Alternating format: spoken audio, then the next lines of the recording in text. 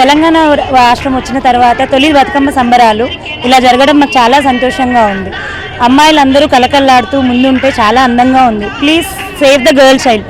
ఇవాళ రోజుల్లో అమ్మాయి వద్దు అనే కాన్సెప్ట్ తీసేసి అమ్మాయి ఉంటేనే బాగుంటుంది అనే కాన్సెప్ట్ ముందుకొచ్చి మన తెలంగాణ సంస్కృతికి జాగృతికి తోడ్పడతారని